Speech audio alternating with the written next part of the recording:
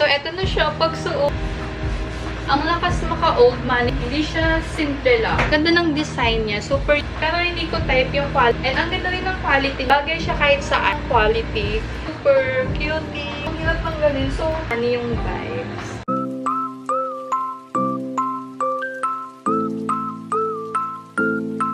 Hello mga kamomshi! So today, magka-try on haul tayo ng Lovito. And ang dami ko talagang pinamili ngayon. And super excited na akong isukat lahat to. So, let's go. I-honest review natin tong mga to isa-isa.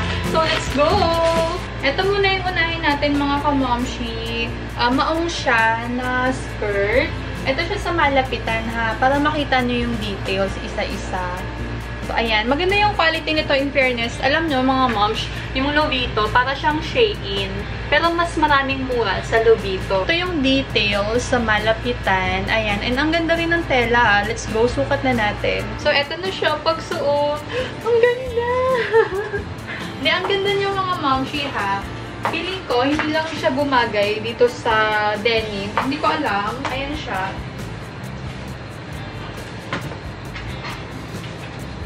Bali, ano to mga moms, size small po ako. And yung mga in-order ko lahat is small size.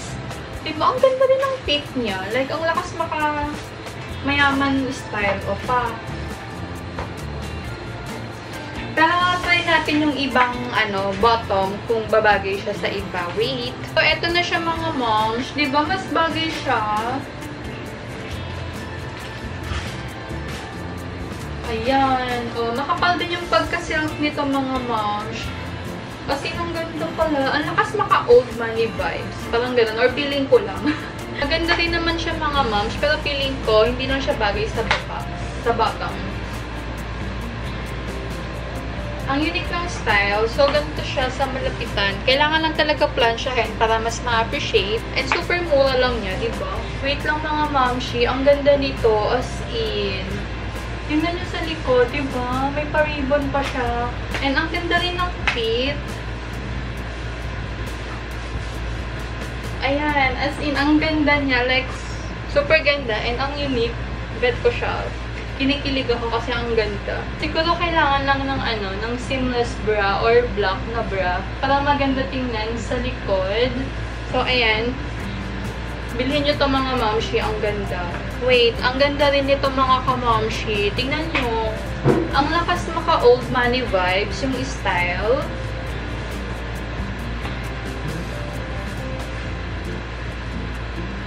Diba? Like yung kulay niya. Siguro wag nyo lang siyang iwa-washing. Kasi baka pag winashing nyo siya, is papangit yung sa leeg niya. So, kamay-kamay lang. And wag din titigaan. Alam niyo mga moms, ang ganda ng style niya. Hindi siya simple lang. Kung gusto niyo ng pormahan, kung may pupuntahan kayong event, perfect siya. Pero feeling ko, hindi siya bagay sa black. Try na lang natin to kung babagay siya. Bali, skirt naman siya. So, eto siya mga moms. O, diba? Mas bagay siya dito sa skirt. Mga moms, ang ganda rin ng top na to. Ang ganda ng design niya. Super unique. Makas maka-sexy. Pwedeng pang night out. Opo, pwede siya pang night out. Diba? O, pak. Ganon. Sino ka dyan?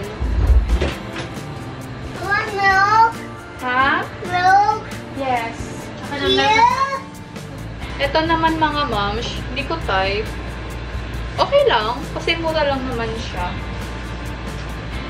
Pero hindi ko type yung quality niya. Or hindi lang na-plan siya, kaya parang umaangat dito. Yung dito, oh. Ayan, parang gano'n. Nalalaglag siya. Small na to, small. O, diba? Kaya parang hindi ko type yung quality, pero yung style, okay naman.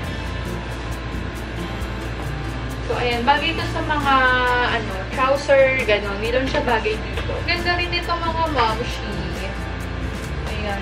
Bagay ito sa mga, sa mga skirt, and pwede nyo rin siyang patungan. Bagay din siya sa mga dress. Gagawa ko na lang siya ng mga ibang style video. Itong mga best. Best kasi yung tawag dito. So, pwede nyo siyang patungan ng mga kung ano-anong gusto nyo. So, ganda. And ang ganda rin ng quality niya, ha. Makapal din talaga yung pagka-silk niya. So, ayan. Ang ganda. Maganda rin yung fit. Ang ganda rin nito mga momshi. Ang ganda. Super stretchy siya. Pero yung small size, medyo maluwag lang siya sa likod, yung garter niya. Pero okay lang naman. Hindi naman big deal. Ayan, di ba? Hindi naman siya nalalaglag talaga. Ayan. Ang ganda. Lakas makasyala. Bagay siya kahit saan. Sa pants, sa shorts, sa trousers, sa skirt. Bagay siya kahit saan. Wait mga momshi, ang ganda nito. Tingnan nyo.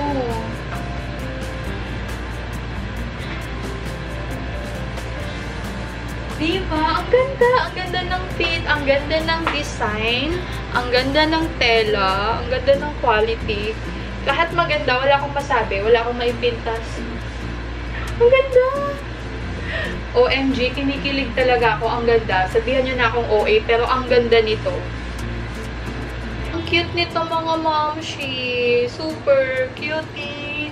Perfect siya pang beach, pang summer. Itong skirt, sa TikTok ko lang ito nabili. Ang lakas maka-summer vibe. And maganda din naman yung quality niya. Ayan siya, di ba? Ayan, ang ganda. Alam niyo ba mga moms, stress reliever ko talaga itong try on haul pag namimili ako ng mga outfit, especially pag bagay sa akin, bagay sa fit ko. Kasi nawawala talaga yung stress ko sa buhay. Kasi ang saya-saya ko talaga. Kasi pag bagay siya sa akin, yung nasa isip ko na agad, maganda to sa picture, sa next vacation, parang ganun. Like, ang saya-saya ko talaga. Hindi ko alam kung ako lang.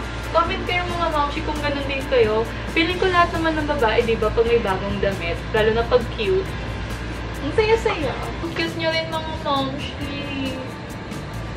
Ang cute. Diba? Ang cute niya. Like, lakas parang babaeng-babae ka. Lakas maka-feminine and soft girl ang datingan.